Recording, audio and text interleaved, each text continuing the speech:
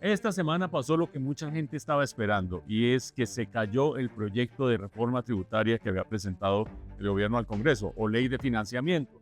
Acuérdense ustedes de lo siguiente, el gobierno aspira a tener para el año entrante, para el año 2025, aspiraba a estas alturas a tener un presupuesto de 523 billones de pesos. 523 billones de pesos que es el presupuesto más alto de la historia, tanto en términos nominales como en términos reales. ¿En qué consiste esa diferencia?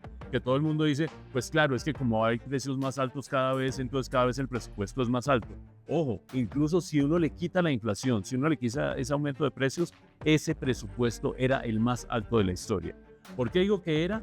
Porque para poder pasar ese presupuesto y mantener el equilibrio de las finanzas públicas, se necesitaban los 12 billones que originalmente estaba buscando el gobierno a través de una reforma tributaria o ley de financiamiento, presentándosela al Congreso, lo que habría representado un aumento de impuestos en el patrimonio, un aumento de impuestos derivados de impuesto al carbono, un aumento de impuestos que originalmente incluía impuestos a los carros híbridos, etcétera, etcétera. Lo cierto es que se fue peluqueando esa reforma tributaria porque no había ambiente en el Congreso. ¿Cuál es la lógica del Congreso? Por una parte, que en esta situación de debilidad de la economía, sí, nos vamos recuperando. Es cierto que vamos a cerrar cerca de 2% de crecimiento, pero estamos muy lejos del nivel ideal de crecimiento. Por eso los congresistas dicen meterle más impuestos a los colombianos en este momento, meterle unos impuestos que pueden significar retraer la demanda agregada, no conviene.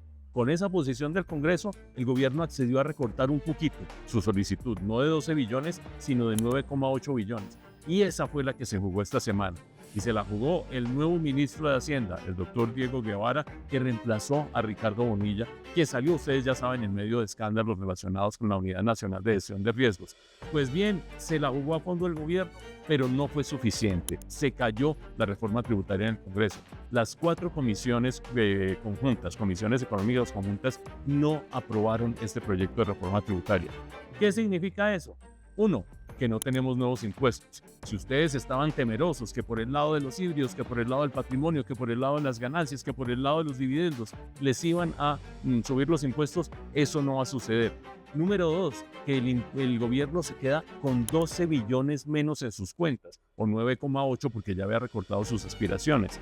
¿Qué significa eso? Que el presupuesto del año entrante hay que recortarlo, por lo menos en esos 12 billones, es decir, ya no pueden ser 523 billones de pesos el presupuesto del gobierno, tienen que ser más o menos 511 billones o incluso hay quienes dicen que el recorte debe ser aún mayor.